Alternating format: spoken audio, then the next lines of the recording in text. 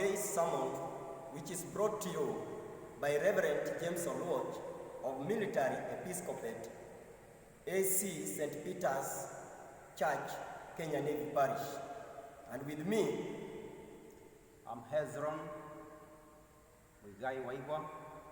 I'm saved and I'm sanctified by the blood of Jesus. We are serving together with Reverend James Oluoch. Let us pray. Our Father and our God, we thank you. We welcome you this service, O God, that you may guide us as we go through. May you reach your people, even this time they are at home.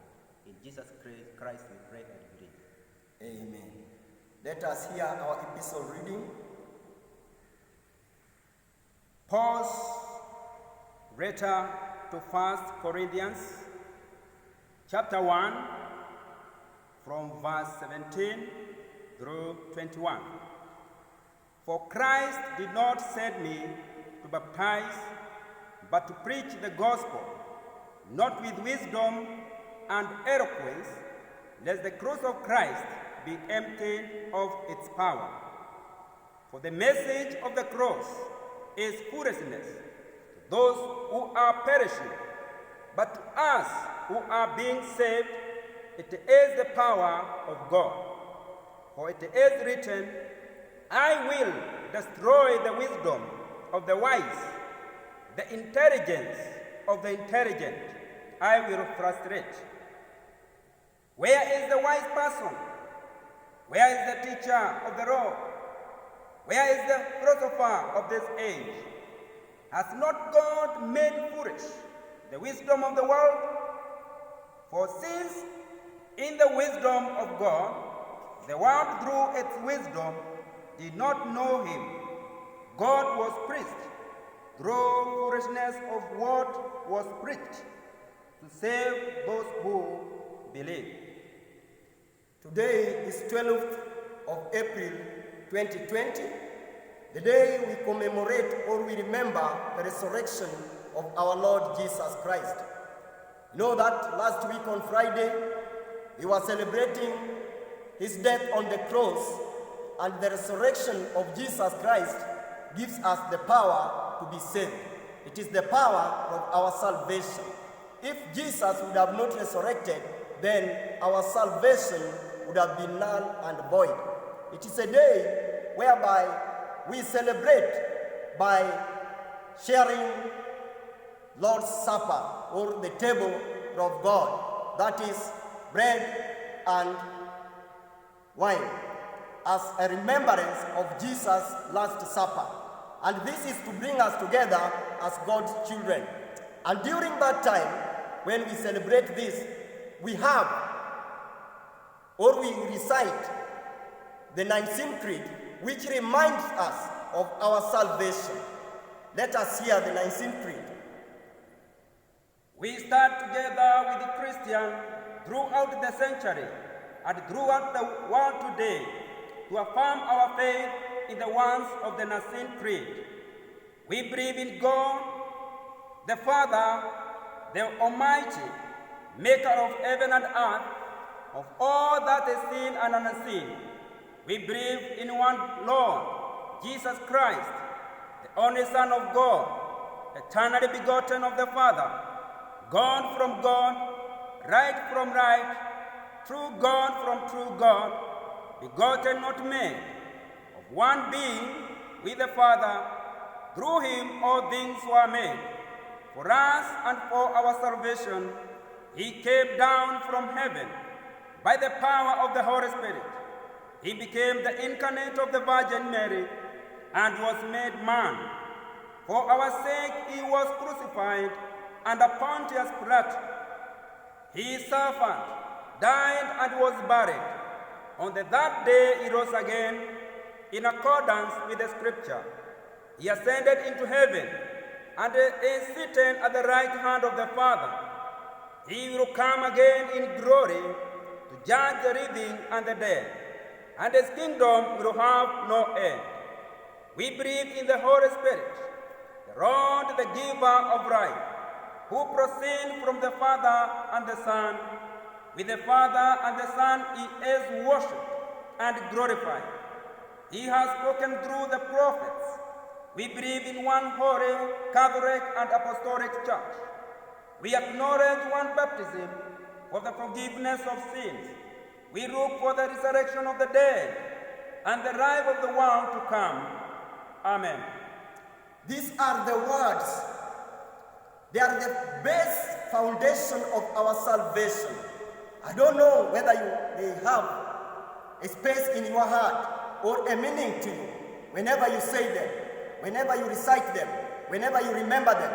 I know that at the beginning of the year, everybody had a plan and a resolution on how he is going to celebrate this year's Easter. Some of us, we were very busy, even looting from the government coffers so that we can go and please our dear ones. Some were planning on how to go around with choppers, with limousines, to show themselves on how they celebrate this year's celebration in style. But that is not to be. God has done something. God has reminded us that that is not the style. And today, I want to thank God that people are really and truly celebrating, because now they are digging, searching from the Bible to see if they can get a verse which can help them get out of this situation. I want to thank God that being a soldier, as I am a soldier, there are some of the characteristics of a soldier. One of them is that a soldier is someone or somebody who lays his life on behalf of his nation. And when we talk about God's kingdom, Jesus is a commander. He laid down his life on behalf of God's kingdom, and he was crucified. And on the third day he rose and is alive.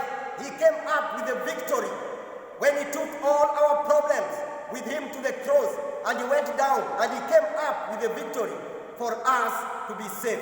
And that is why when Jesus started his ministry, he started by saying, repent. And pent is the most expensive part of an hotel. It is the upper room of the hotel, whereby we people of God, we were given the dominion to be up there so that we can have dominion over everything. But things have turned upside down to us. We are now worshiping things which were created for us to have dominion over. We are showing how intelligent we are. And the Bible is very clear. Paul has just mentioned that in the book of First, where it was read to us, verse 19, that he will make the wise look as foolish. And the Bible is very clear that the word of the cross is foolishness to those people who are perishing. But we who are getting saved, it is our power. It is the power of that cross which we use to overcome the challenges and to bring down the devil. I don't know whether you believe in those words of the Nicene Creed, or we just memorize them, or we just say them, like a young man and a young woman who is getting married. They exchange their vows, but they don't know the meaning. After a few days, you find them fighting, and yet they exchange the vows. Today, I want to remind us, and I want to ask a question, including me. If the world is to end today, where will I be? God has proved that the things we love, the things we value, has got no meaning before him. They mean nothing before him, but our souls mean something before him. Can we change and turn from our iniquities, from our sins, and turn back to God so that we can save the world? Those intelligent people, they have raised their hands in surrender. They are looking at the church to give them the solution, and the solution is at the cross of Jesus Christ. Can we turn to God and accept Jesus Christ to be our Savior? When it comes to salvation, there is no two way about it. Either you are saved or not saved. Either you trust and believe in God or you don't believe in God. So it is upon you to decide, upon you to search yourself and ask God to search you, so that you can be right with God. This coronavirus or COVID-19 will come and go, but if your time comes, where will you be? It is high time for us to think about this. I want to thank God, because Jesus also, as we know, characteristics or another characteristics of a soldier is that when a soldier dies in battlefield, he is counted a hero. And when a civilian is killed in battlefield, it is a disaster to the nation. Jesus is a hero because he gave himself and died on the cross for us to have freedom, for the kingdom of God to have freedom, not to suffer violence. I don't know why we are worried, and yet we have Jesus Christ who is alive. The Bible is very clear that is every knee shall bow and every tongue will confess, regardless of who you are, regardless of your denomination. That is the truth, and everybody knows about it. What are you waiting for, my brother? What are you waiting for, my sister? All the problems we are facing, Jesus took them to the cross.